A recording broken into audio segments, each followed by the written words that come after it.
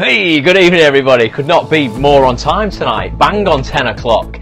Cat straight in. Boom. Good evening, Cat.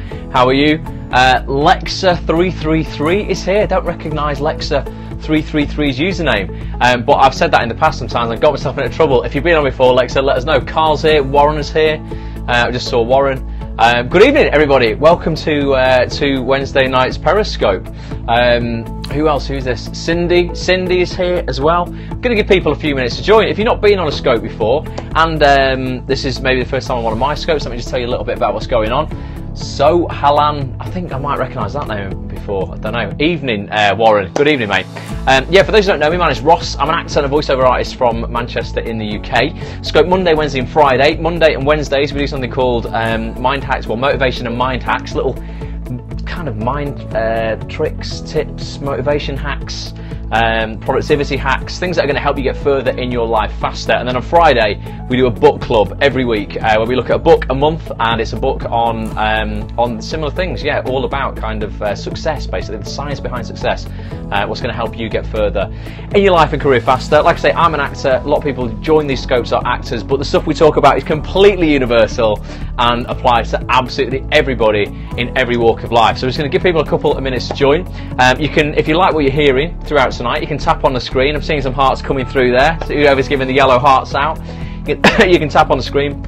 If you like what you're hearing, you can swipe up or left on the phone depending on which phone you've got, and you can share this scope with other people. You can subscribe so you don't miss other scopes. Lulu is here. Good evening, Lulu.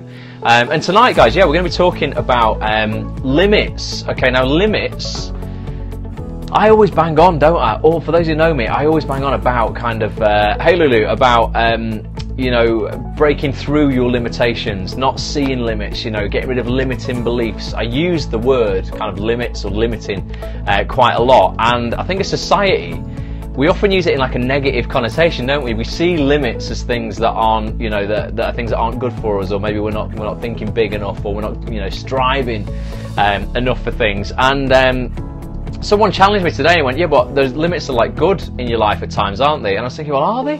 And then I had to think, and I was like, yeah, absolutely they are. And then I, as I'm a geek, was getting online, reading some articles and stuff like that, and I read a great article. I will credit the chap who wrote it, because he's helped me, well, he's not directly helped me, he has no idea this scope is going on, but he's helped me with some ideas for this scope. A guy called Daniel Dowling. Daniel Dowling is a like a freelance writer. If you ever watch this scope, Dan, good lad. He wrote an article on kind of how limitations can help you, and I've kind of taken inspiration from that to create these slides for tonight. So yeah, these are limits that we can put into our life. They're actually going to help us get further in our lives, you know, a little bit easier, a little bit faster. So we are going to be looking at, the slides are back, 3 limits that will supercharge your success. Sam, who's normally on the scopes tonight, well, not tonight, normally on the scopes, is apparently driving back. So she's not here yet, for those who are normally on these scopes with her as well. So we'll give her maybe, what should we do? Should we give her a minute just in case she gets back in time? What is it, 3 minutes past 10? I don't know what time she was aiming for, but she can catch up on the replay. We will give people just 2 minutes though, just in case. Let me know what you've been doing. What's been going on this week? Did you, for those who didn't see the scope on Monday, we talked about sleep, successful kind of sleep habits, and the habits of super successful people and their sleep habits. People like Barack Obama, Ellen DeGeneres, past presidents, prime ministers from the UK, lots of different people, and the benefits of sleep really. Are you getting, and did you get on what, Tuesday night?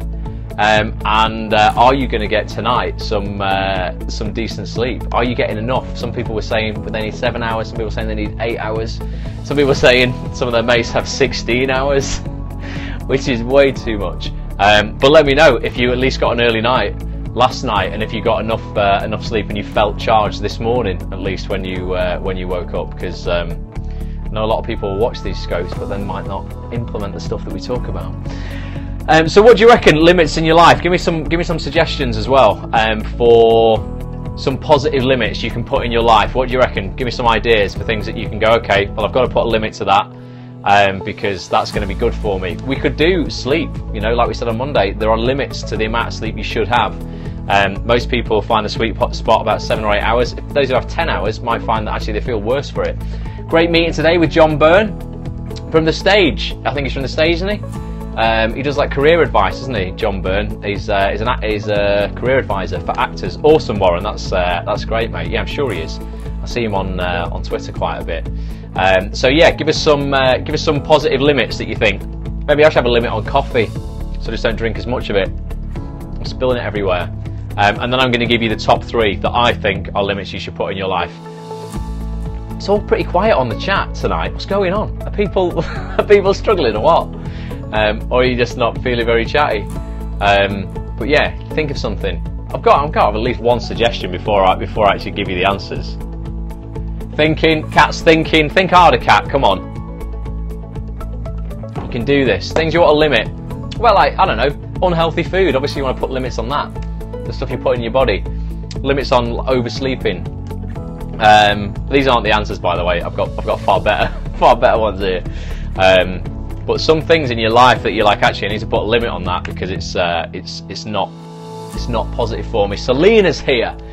Good evening, Selena. So it was worth waiting. I said we'd wait for 2 minutes, and we have done. And so now Selena's made it. Procrastination, yeah, big one. Definitely put a limit on procrastination. Absolutely, that's a good one. Well, I'll share these 3 with you. Limit on chatting to some people. Absolutely, Carl. The number of times I check my CCP page in a day. Casting Call Pro for those non-actors. Absolutely, Warren.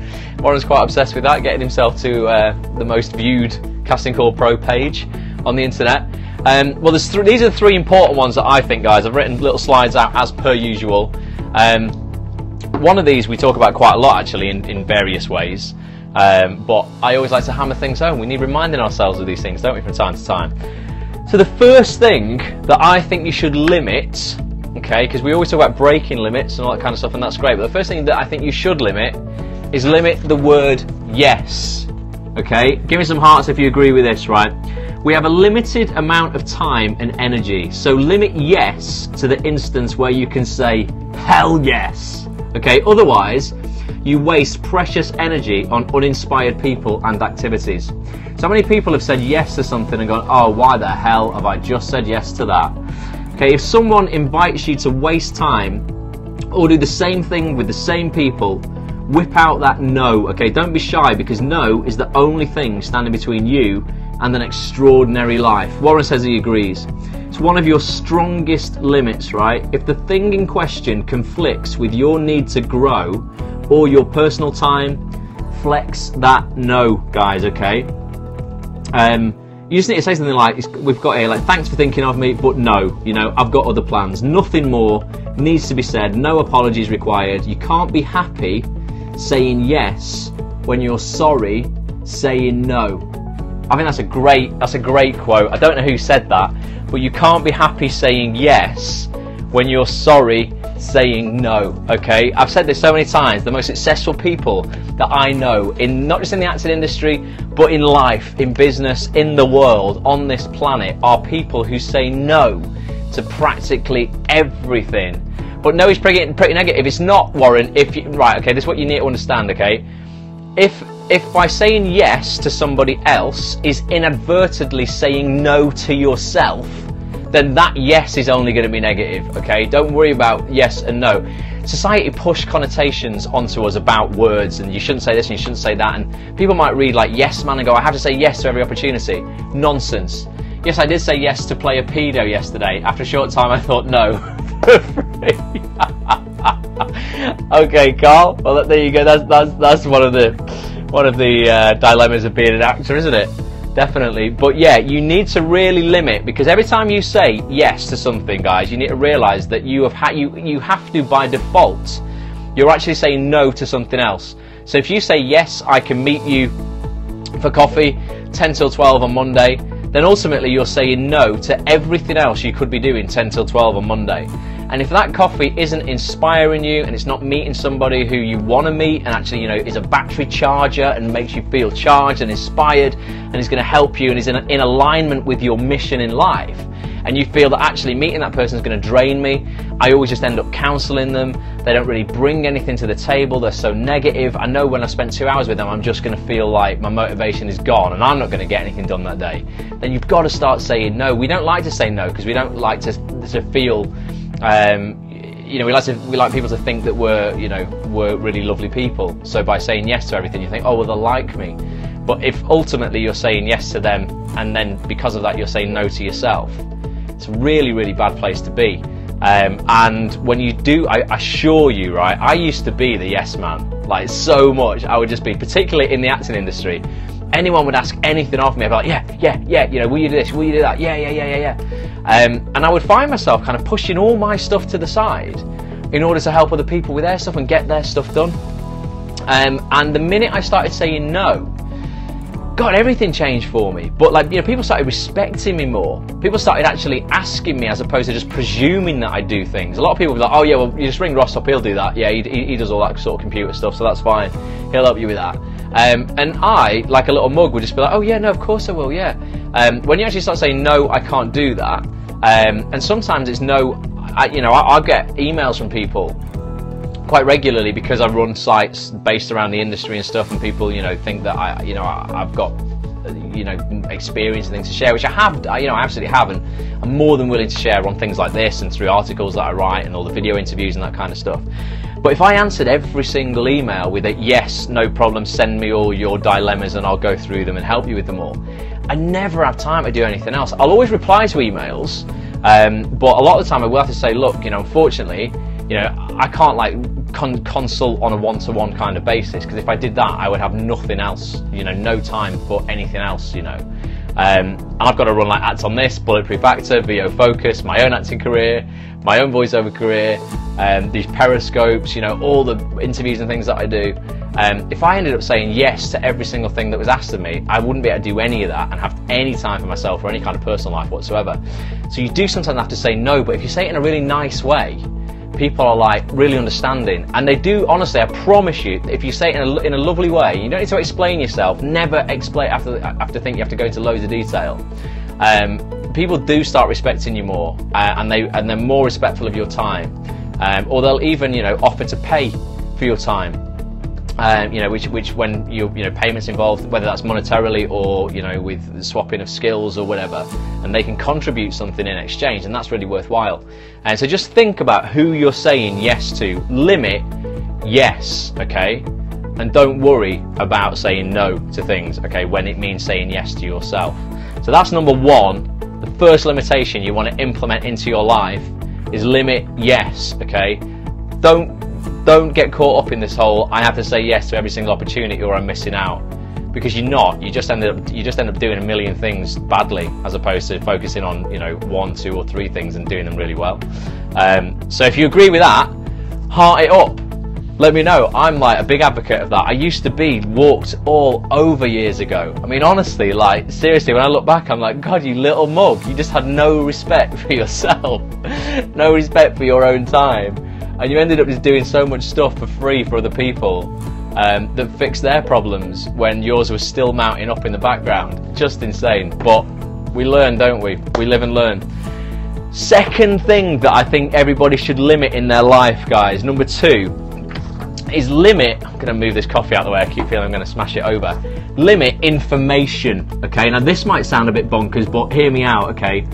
Information, right? What you take in, get it, information, shapes your formation. So what you take in shapes your formation. It's the substance of entertainment, from music to television to movies and books, all of which are forming who we are every moment, okay? We're consuming information more rapidly than ever. But when that information is bad, it consumes us, okay? Look back on like failed relationships. Did they fail because you simply regurgitated the idea of romance that is portrayed in music and movies? I see loads of people doing this, and I've been guilty of it in the past, right? I mean, not just in relationships and stuff, in loads of stuff. Information you take in forms your opinions of it and how things should be. So I see like lots of my friends and stuff, and I've experienced it myself in relationships, where you've been completely biased by these kind of like fairy tale relationships that you see on TV, and people are like, oh my god, everything should just be like this, and they should all be like the movies and all that kind of thing, and you're like, life just ain't like that, okay? But because you've taken in that information and it's formed you, that information has formed what you think of things, can really kind of screw up a lot of kind of your belief system, really. And it's all you know, it's all based on opinions and kind of beliefs that other people and the media, you know, force upon you. So take a good look at what you want your success to be, guys, all right? And then compare that life with the information that you're consuming at the moment. If there's a conflict, make the choice that favors your highest development, no matter how hard that may be, okay? Only consume information that inspires you to succeed, to be adventurous, to take smart risks, and to improve your character.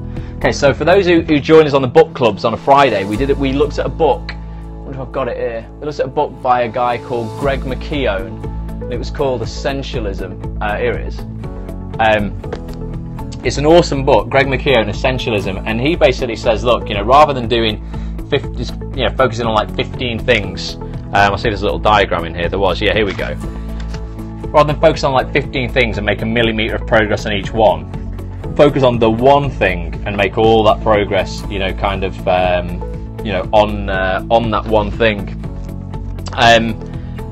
That's what you need to do with the information that you're taking in. If it's not aligned with your mission, so if you're like, actually, okay, well, you know, I want to be successful at such and such a thing, or I want to achieve this goal, and if the information you're taking in is from all over the place, and it's not really relevant to that, you know, to that goal, you know, so you're going, right, well, I want to, you know, be a really great actor, so I'm just going to sit and watch every episode of Towie.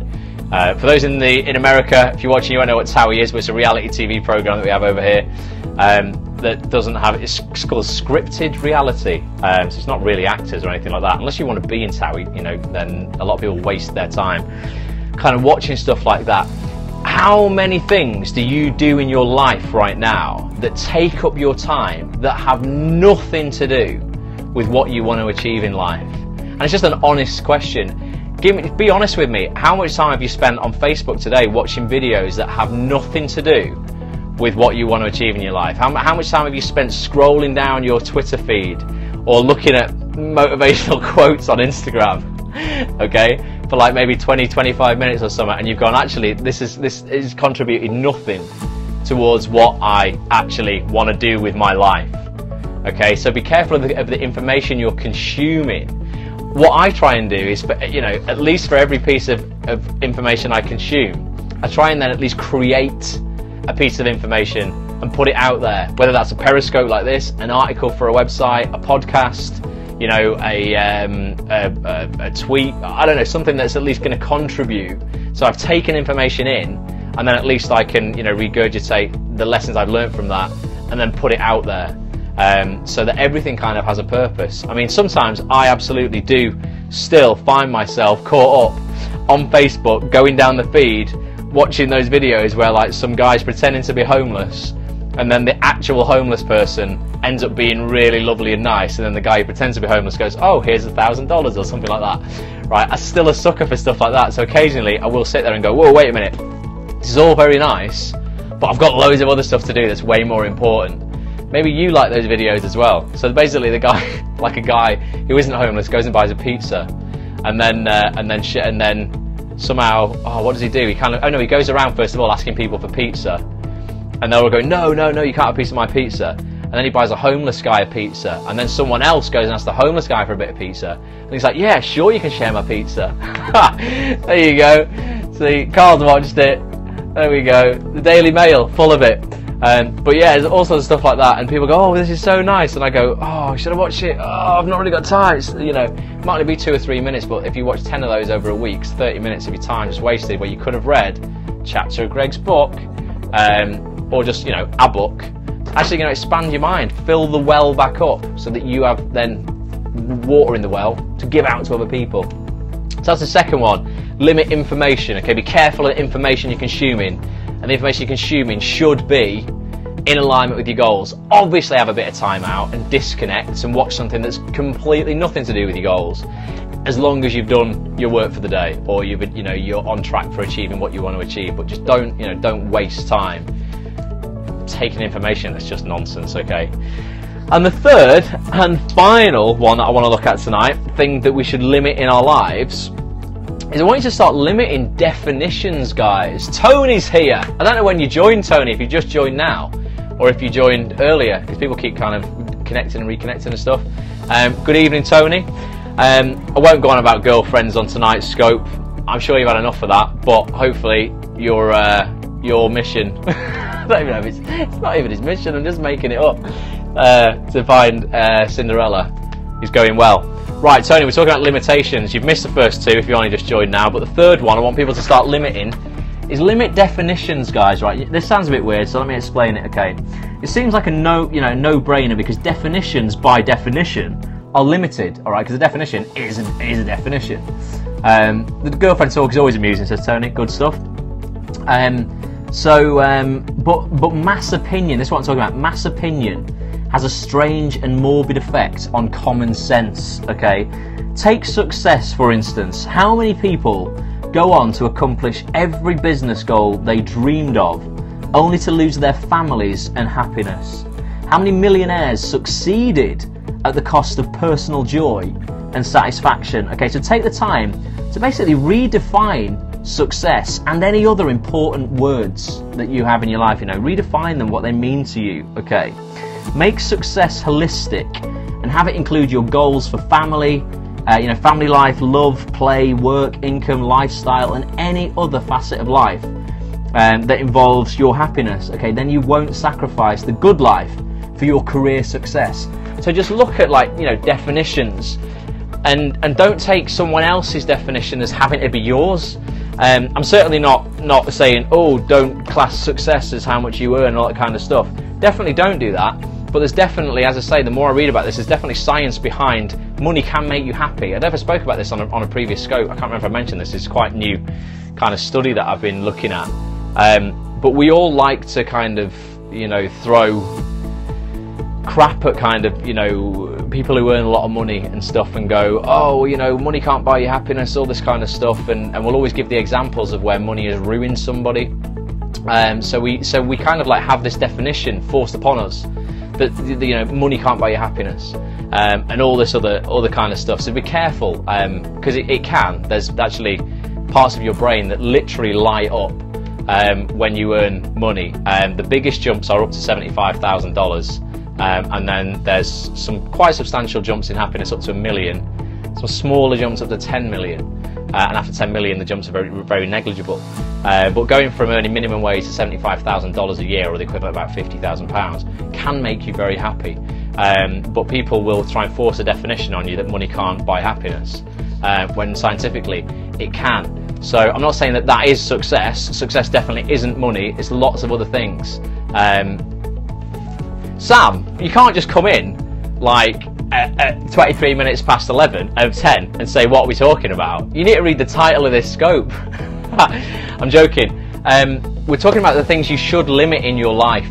So I always talk about the things you shouldn't limit, and how you want to break limiting beliefs and lots of limitations in your life. But I'm looking at 3 limits that you should put into your life to have more success. We've looked at the first 2, partway through 3. And I'll recap for you at the end. Shariza's here. I've not seen you in ages, Shariza. I hope you're well.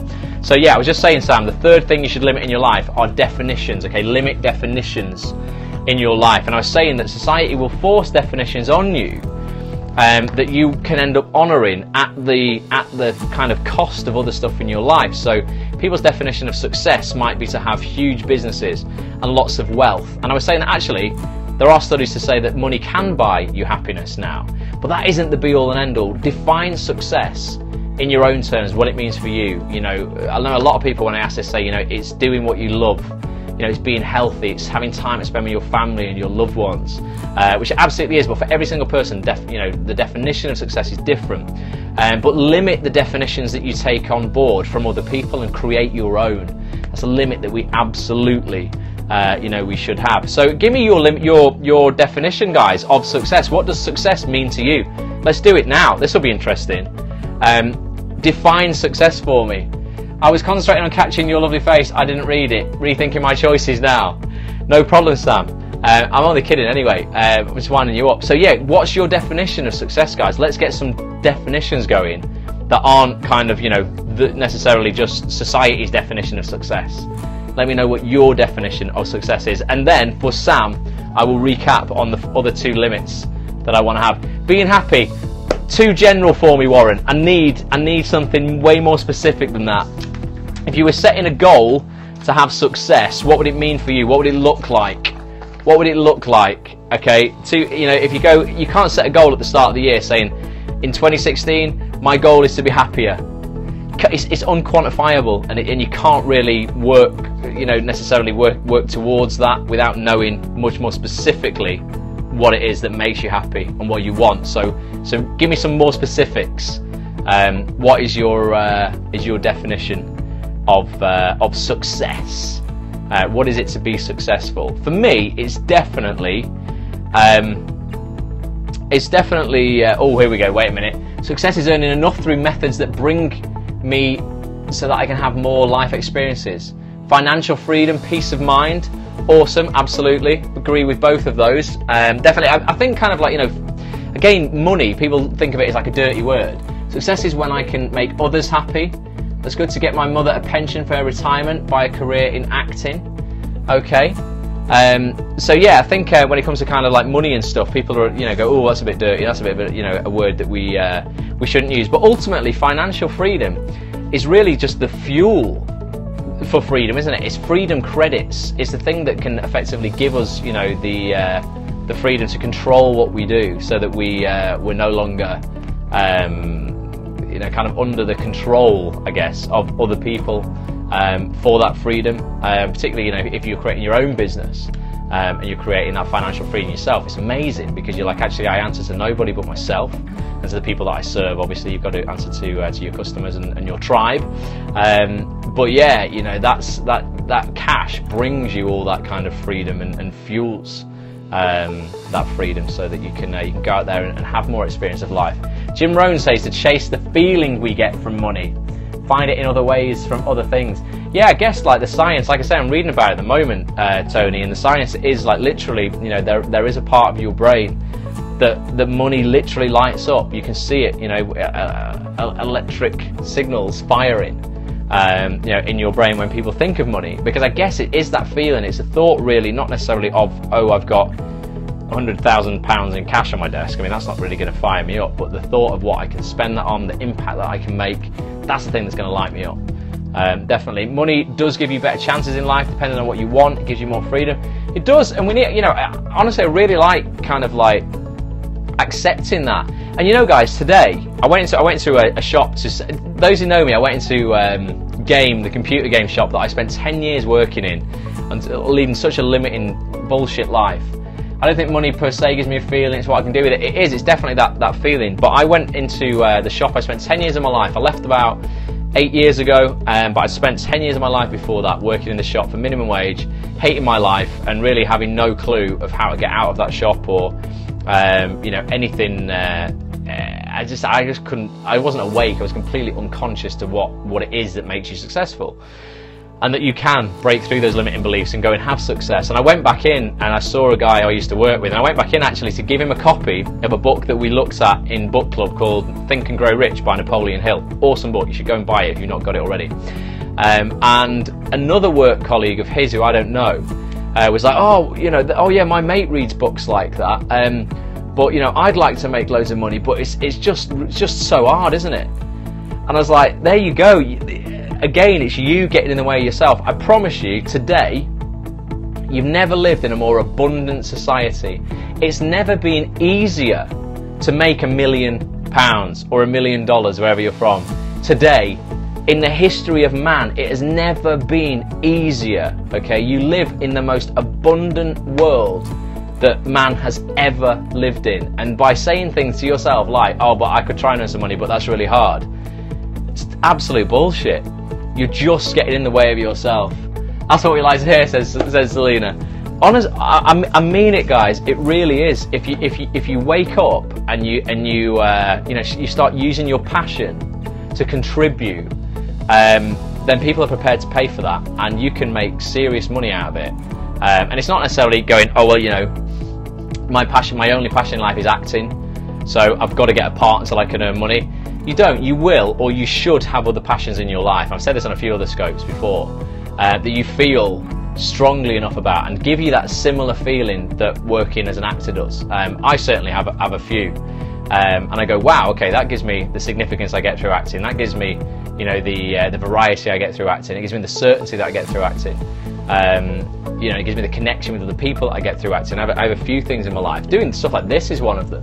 Amen. More people need to know that our thoughts are what get in our own way. Absolutely, Tony, definitely. And if you've got other passions, guys, that you know that you can tune into and go, right, okay, well, you know, if I've got this passion, other people are going to have it.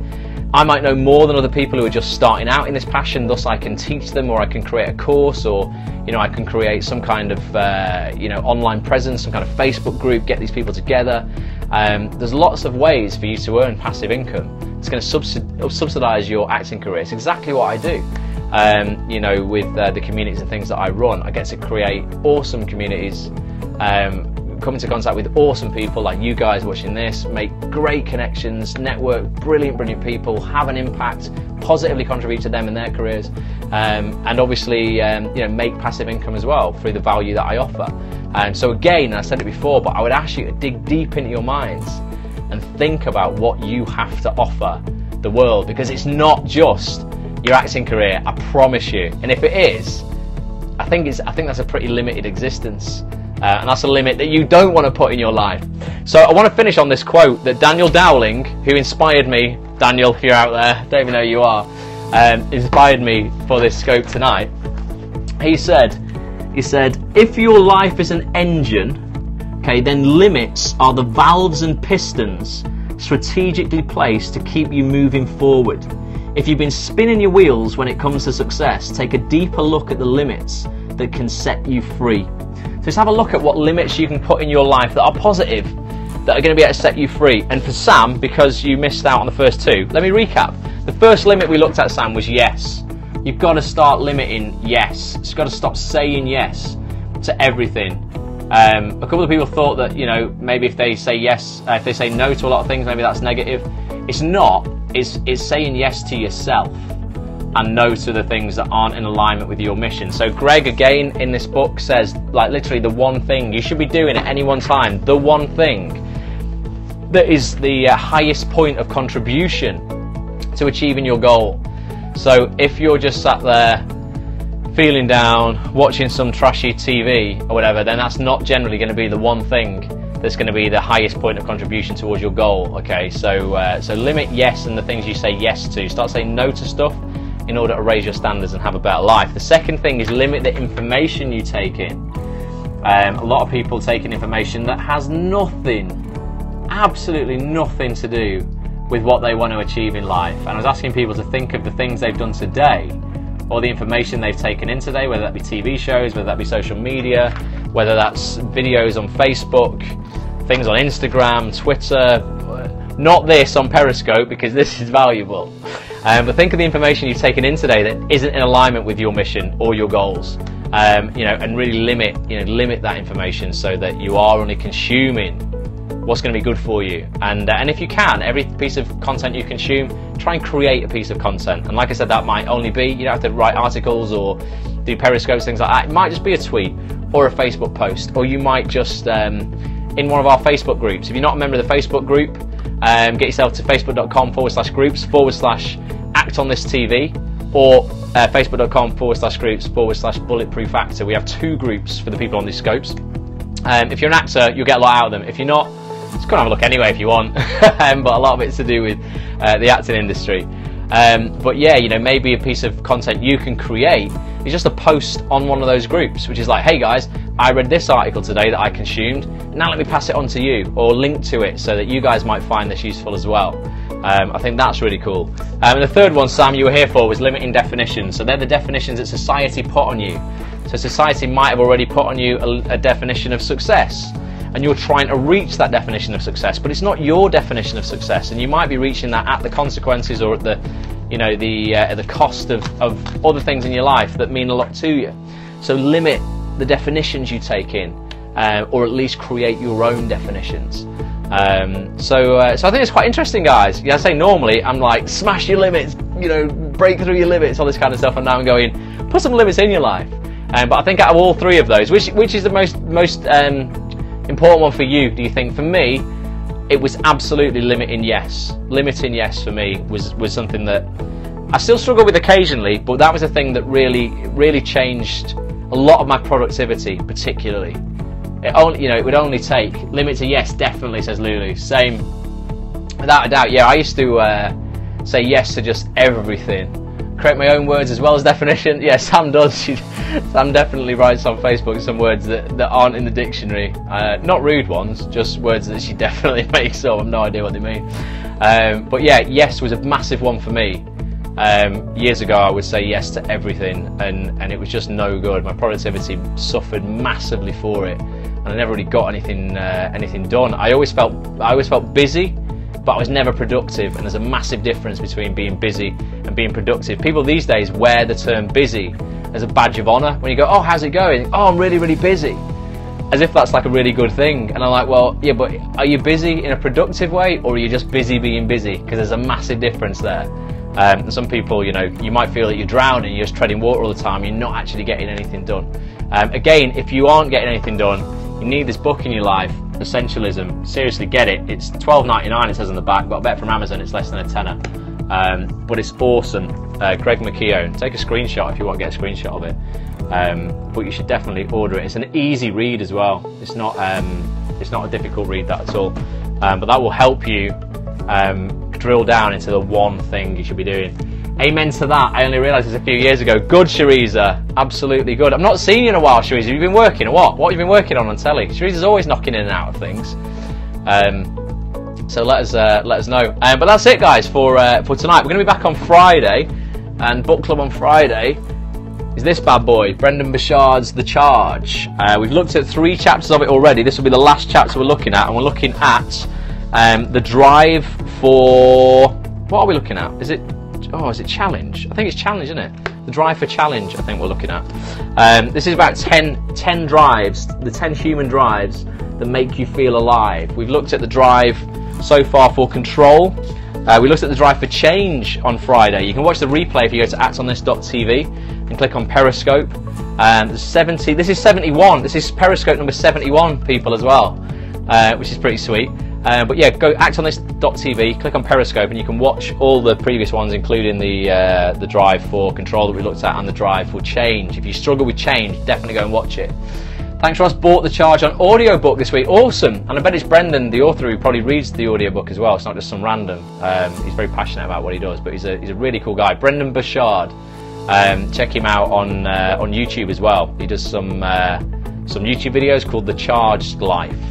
And they're really, really cool. He's an awesome, super successful guy, but just dead down to earth, very normal. Had a lot of struggle in his own life as well, like serious shit sometimes. But he's got through it, and he's very successful now. Definitely, from adversity always comes advantage. So I'll be back, 10 PM for book club. Be there, or be in the pub or a bar, sipping cocktails, ruining your life. I did that for 10 years as well. Not anymore. No way. Absolutely not. Jenna will vouch for me. Last time where I was at it was Saturday, Jenna, we had milkshakes. Going to get Essentialism now. Amazing. Go and get it, Jenna. Honestly, you'll love it. But yeah, strawberry milkshake was all I could ask for. Didn't even get any shot of anything in it. Just give me a strawberry milkshake or a coffee. That's all I need. Don't need any vodka anymore. Way past all that.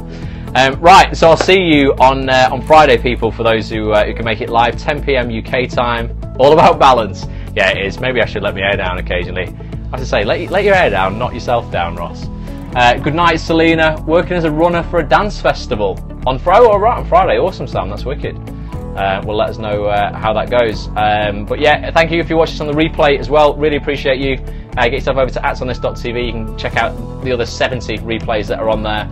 And I'll see you on Friday night, guys. Drop me some tweets as well, at Ross A. Grant. Let me know what you might want to talk about on future motivation and mind hack scopes. They're the Monday and Wednesday ones. Alright, guys, I'll catch you soon. Bye for now.